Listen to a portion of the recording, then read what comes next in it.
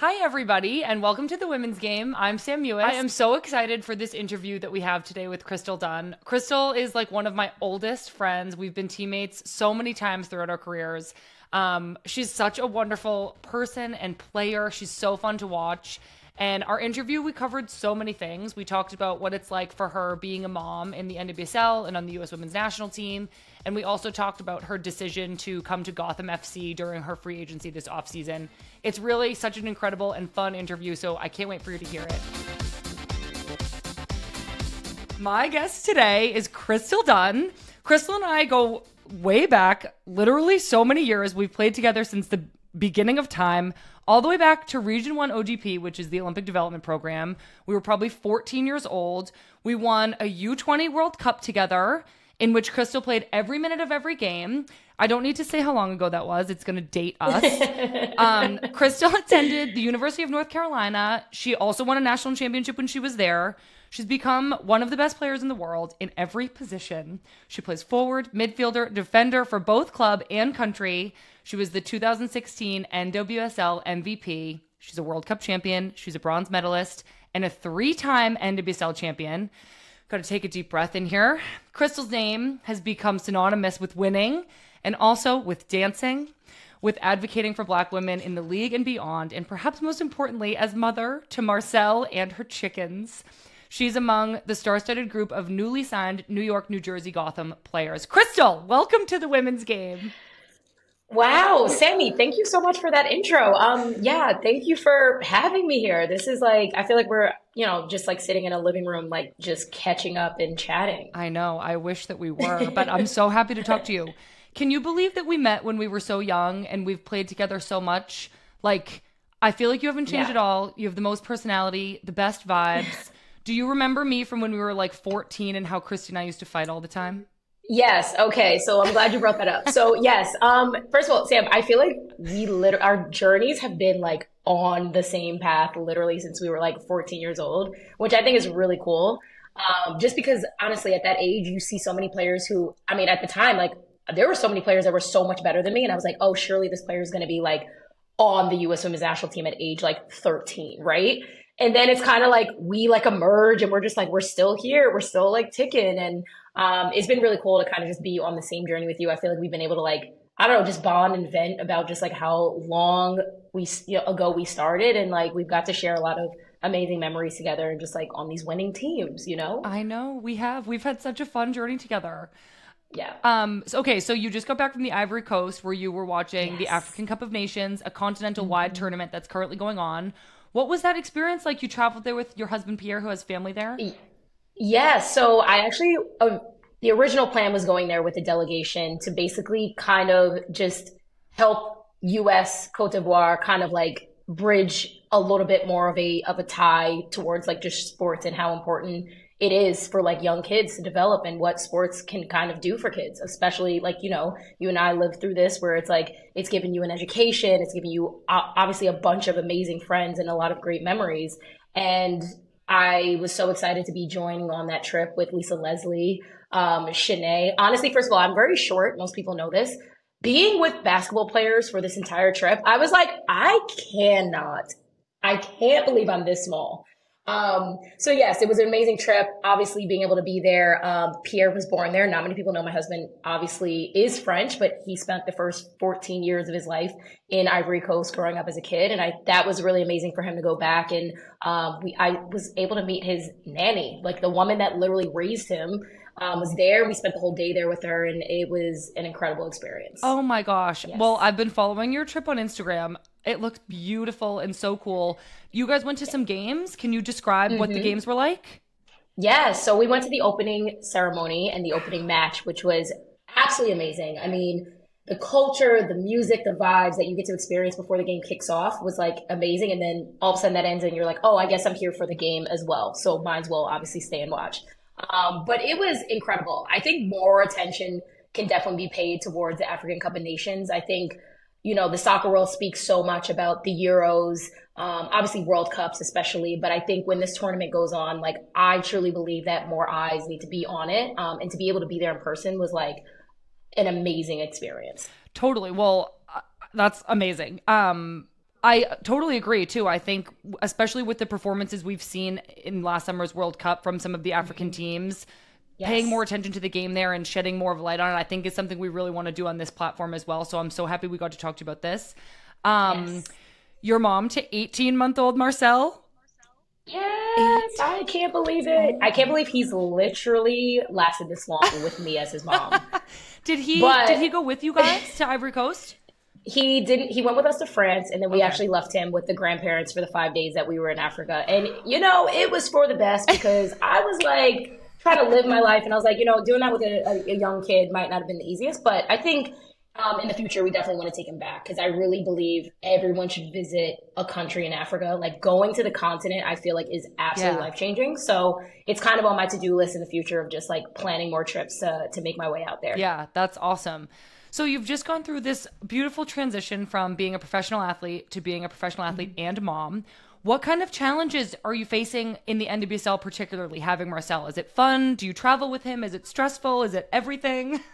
Yeah, listen, I'm here to speak the absolute truth. Like, I love my son to death. I think when he came into the world, I was so excited to be a mom. I also knew that it wasn't going to be the easiest journey balancing both motherhood and also wanting to get back and playing soccer. But I truly believe like I had so much support. I think I really couldn't have gotten back as quickly as I did as well, just like doing it all by myself. I have a partner, I have a nanny, I have teammates. And Sam, I got, throwing that baby to my teammates, like, I was not ashamed of asking for help. Let's just put it that way. But it's been what it is. I think I went into motherhood with kind of like no expectations. I think like that was the best thing for me. I'm not saying everyone should do that. I think you should have probably some expectations. But for me, I was just like, this is my first time here. I don't know. I don't even know how to change a diaper. So we're just going to see how that goes and like just go with the flow. And I've been like so amazed at the journey and how like I've just learned on the fly and like I'm good with that. I love you so much. That was an amazing answer. Can you talk us through like your average day as a professional athlete and a mom? Where is Marcel during training? What's the typical daily routine when you're in season? Okay, typical day. I wake up, unfortunately not when I want to, but because this baby is asking me to get him out of the crib. So I, eyes closed, shuffle my feet to his room, get him out of the crib. Sometimes if he's good, he likes to like lay back in bed with me. So I get to like kind of milk another 30 minutes. But sometimes he's like, I'm ready for the day. So I get up, change him, get him in his nice little clothes for the day. And then I make him breakfast. And it's actually, he's at a fun stage where he like tells you what he wants, tells you what he doesn't want, tells you when he's finished. So it's like, you don't have to guess anymore, which like the whole period of guessing as a parent like stinks because they're just crying. They don't know what they want. They're just not able to communicate what they want. And now he's like, all done. I'm like, okay, cool. So I make him a little bit of breakfast. I eat breakfast with him. And then honestly, this is when support comes in. Then I pass him off to the nanny. And so I get to kind of like then get my day started. I get to get dressed. I get to get ready for training and kind of feel like, the baby's taken care of and I'm all good. He is starting daycare soon. Little update for everybody. Daycare is going to be starting soon. And I think it's going to be a huge relief for everybody in the household where someone else gets to educate this baby and take care of him for a couple hours a day. So we're really excited about that. That's awesome. And then when you get home from training, does the pass back come back to you? Well, the pass back isn't going to be, as soon as I step in the door. No. It's more so like, let me, if I need to sneak a little nap in, if I need to just like do some things that I can't kind of do when I'm watching the baby. I take a couple of hours after training and then, approaching dinner time, that's when I, look after him again. And now he kind of wants to like help in the kitchen. By help, he's like just around. He's not doing anything, but we have this little ladder for him. Yet. No, he's not slicing onions, but like he got to learn soon, So he's in the kitchen, just kind of like nosy. But I think it's a fun stage where he is really curious and he like can communicate a lot more. So it's pretty fun. So that's pretty much what a day looks like, That sounds amazing. I'm so happy for you guys. I'm sure Pierre is going to have him in the kitchen in no time too to help. Yeah, definitely. Okay, so we're going to go back to soccer a little bit. I want to talk about your move to Gotham. So we're going to flash back a few years. Mm-hmm. You and I played together in North Carolina for 2 seasons where we won everything, both the championship and the Shield, 2018 and 2019. 4 for 4. Mm-hmm. Yes.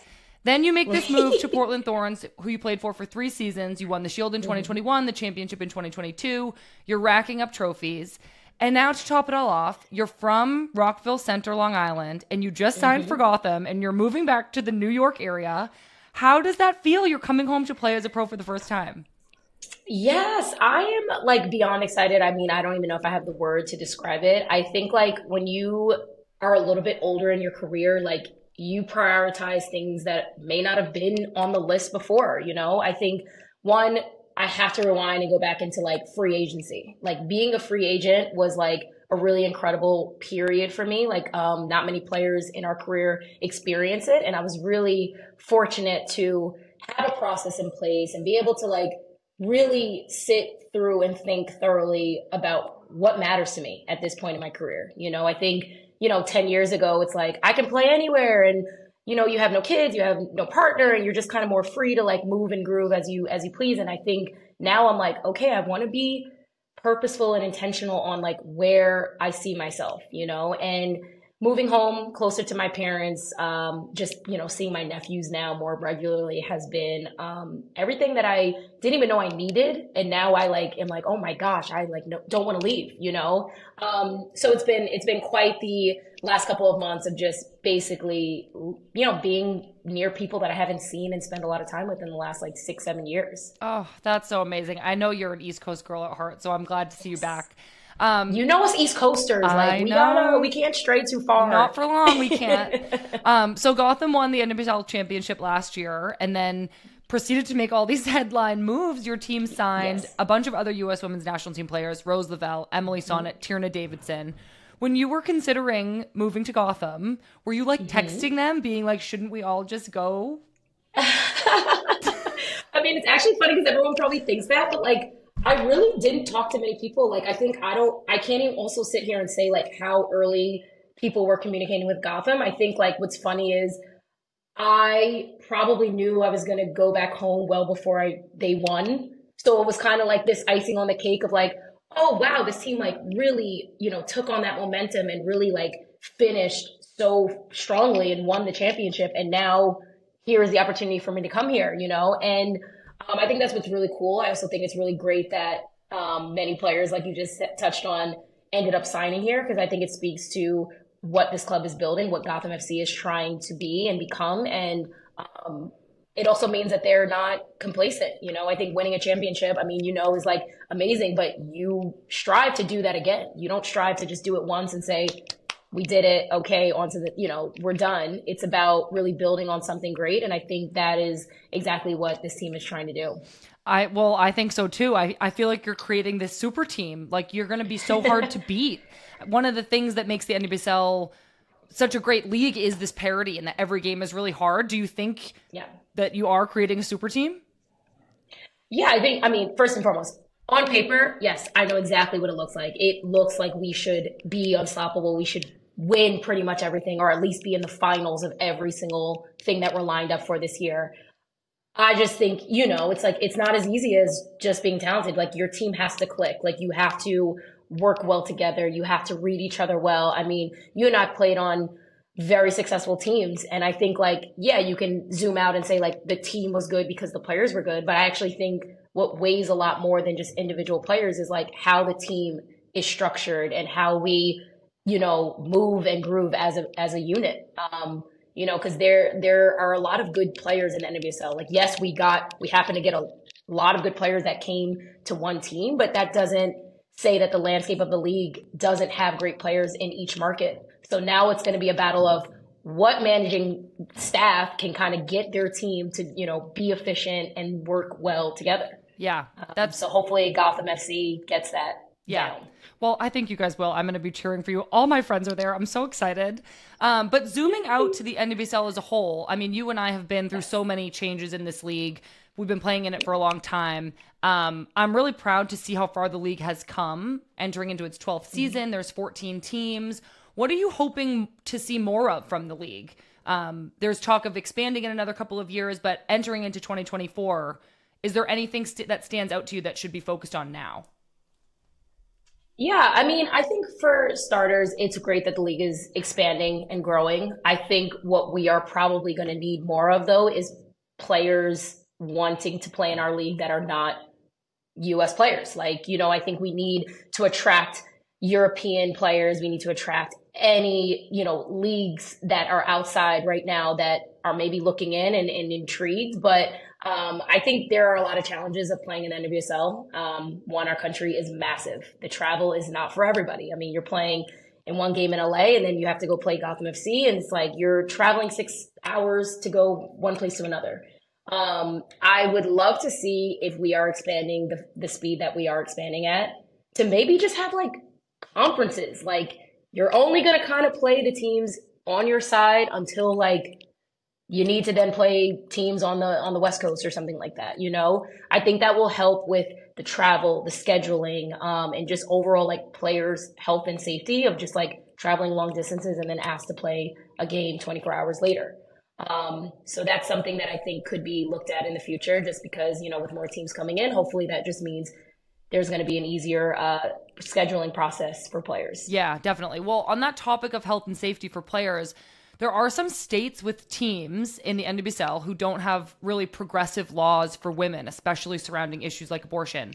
States like Texas, Kentucky, Florida, and Utah. Do you think the NWSL as a league, like the front office, has a responsibility to advocate for these issues and protect our players who are employed in those states?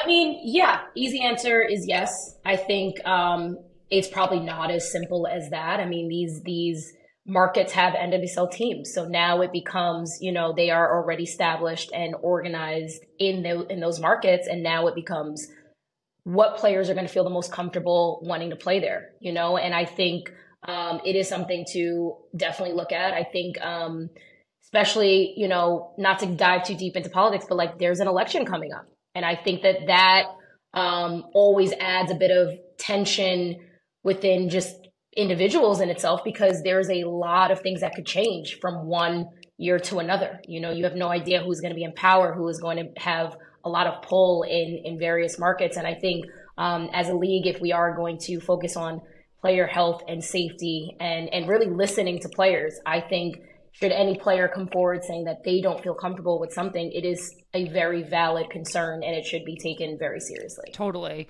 Well, thank you so much for talking about that. I agree. And I think it's just important we continue to spotlight these issues and make sure it's top of mind for the league. So I'm so excited to talk about this because Emma Hayes has been named as the new U.S. Women's National Team manager, and she'll join the team full-time in May. You played for Emma during your stint at Chelsea in 2017, 2018, and you've always spoken so highly of her. From what I recall, you loved your time at Chelsea. What was your experience with Emma like? Oh my gosh. Well, one, I feel like it's been decades ago that I played for her, so that's quite sad. But no, Emma is someone who is just an exceptional human being. Like, she cares so much about you as a person and taps into that to get the best out of you as a player. And I think that is not something that most coaches do. I think a lot of coaches focus on winning. They want the talent that they've recruited to perform at the highest. And it's like, yeah, we all want to do that. We all want to win. But I think she really takes that extra time to care about your interests on and off the field. And I think that really matters and goes a long way. I enjoyed my time there. I've spoken a lot about this. I would have stayed longer, but I definitely had to make a decision on coming back in the league to be able to give myself the best opportunity to make that 2019 World Cup roster. So looking back, I'm still like, a little hung up on like leaving as soon as I did. But my little stint that I had there, I mean, I think was completely life-changing. She completely broke my game down and was able to add things that I didn't see in myself at the time, especially playing in the NWSL.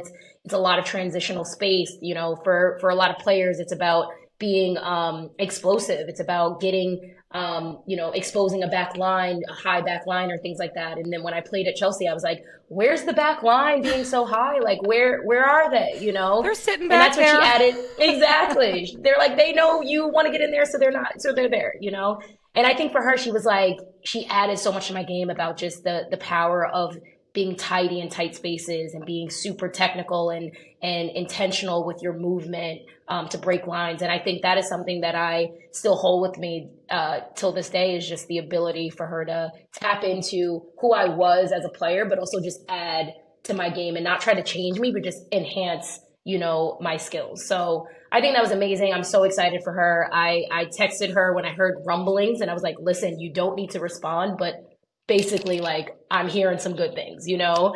And then when she officially got the job and it was announced, you know, chatted with her about how excited I am and how fitting for this job she is. I think she is going to do amazing things for both the young players and, you know, the more veteran players. I think she has that ability to tap into everybody wherever they are in their career and bring out the best in them. Yeah, it sounds like she's really suited for this team, especially where this team is at right now. Yes. With some time, it's a big transition time. There's a lot of young players who we need to have a big impact, especially this summer at the Olympics. That was a rave review. I'm like very excited about Emma. This sounds like a very good move. The inaugural Gold Cup is starting very soon. It starts on February 17th. The U.S. is going to play Argentina, Mexico, and either Guyana or the Dominican Republic. What are you hoping for the team to accomplish during this tournament, considering the Olympics are coming up so fast? Yeah, you know, it's like every time we're in camp, like these are important steps to move forward. These are not just friendly matches, or this is not just a tournament that we happen to just be in. It's like every training, every game really matters, and it is about putting your best foot forward to be able to be where the team needs to be come Olympic time or World Cup time, whatever that year brings. And so, you know, for the Gold Cup, one, super exciting that this is the first tournament. I'm really excited that on the women's side, we're having more tournaments just because, you know, European-based national teams, they have the Euros. They get to compete in an Olympics, the World Cup, and the Euros. And I think for us, it's like having another tournament added is going to set us up to compete and be able to, you know, use this as foundational steps to be at our best in these major tournaments. So yeah, I'm excited. I think what we can expect is probably a lot of players getting minutes. I think there's, you know, we're playing potentially 5 games in a short amount of time. And I think this is an incredible opportunity to be able to compete and want to win, and also alongside getting players the exposure that they need to these games. Definitely. I think you just named one thing, getting in this meantime between now and the Olympics, getting players exposure, having them be tested under pressure in games. What else does the U.S. women's national team need to do to make sure we have a great performance at the Olympics in the summer? Yeah, I mean, obviously, you know, I think there is pressure on the U.S. women's national team. It's funny because whether we win a World Cup the year before or not, there is always pressure. So the pressure now feels slightly different because I think, you know, there is a lot of change. We have a new head coach stepping in. But I think for us, like, we just got to get back to being creative and being fluid and really not overthinking and just more so playing, you know. But in order to get to that level, we have to have a foundation. We have to have this new coaching staff come in and lay a groundwork that we now can operate and be authentically ourselves when we're on the field. You know, I think there's a beauty in basically being able to know who you are as a player, but not thinking about who you are as a player and just showcasing your game. And so we are at our best when we, you know, have our front line being fluid, making runs, coming under and laying off. And we're at our best when our midfield is just ticky tacky and moving around. And obviously, you know, our back line always has to be strong and sturdy. We don't love giving up goals at all. So, you know, there's in each level and place on the field, we just have to get back to kind of who we are and what we're trying to accomplish. And I think we are, you know, knocking on the door. We're right there. And it's just now about getting everybody in together and obviously being led by an amazing leader and just, you know, going through the next process. Definitely. Okay, so you're in a position where you're an elite player, you're a Black woman, and so you're relied on by so many to provide insight into race and how Black athletes are perceived. And I have this quote from an interview you did with The Guardian in 2019. I'm going to read it. You said, "As a Black woman, I always felt growing up I had to do above and beyond stuff to be noticed, to feel like I could hang with everybody else. I tried to implement so many different things in my game so that I'm not just known for my speed. It is a stereotype that Black players are just really fast, but at the end of the day, I want to be skilled, I want to be technical, I want to have vision, and that's what I've always tried to promote in my game, not relying on one thing, but just being able to outwork players in so many different ways." So this is now 5 years later. How do you feel hearing that back now? Oh, wow. I felt like I was really wise 5 years ago, and that's really exciting to know. But no, I mean, I truly stand by, those words. I think, I've been very fortunate in my career to play in so many positions. And I think the argument around that and versatility has always been like, well, you're really athletic. That is why you can be in so many positions. And I'm like, well, I've never always been the fastest on my teams. I mean, I'm not the fastest on my teams, and I think athleticism means so many different things. And I think it is such an easy and cop out for people to just say like, oh, well, this is why, and without doing a deeper dive into it. I just take so much pride in also being able to have played in the midfield for parts of my career. I think when you really zoom out, there haven't been many center mids that are women of color. I think the midfield role has always been the most technical, the most skilled, the best vision on the field. And a lot of times Black women, Black female athletes are not classified as that. We are usually defenders, we're usually fast wingers.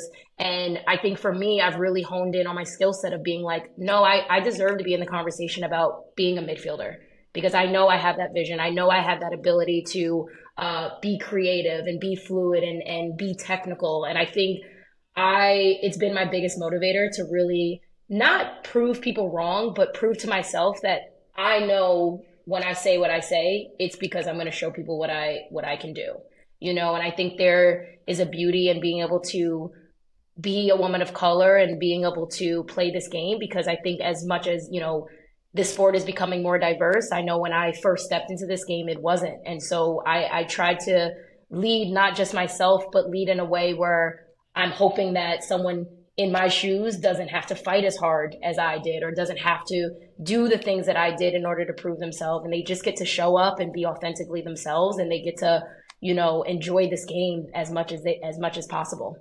Thank you so much for sharing that. I loved that. Speaking of versatility, do you think with this coaching change, is there a chance we might now see you in the midfield for the national team?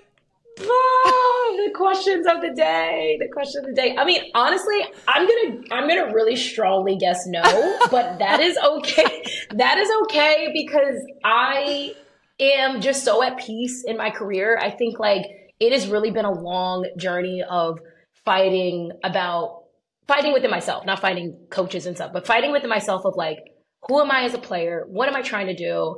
I think I'm now in a place where I'm like at such peace with like, wow, I've been able to do so much. And that is that's my story.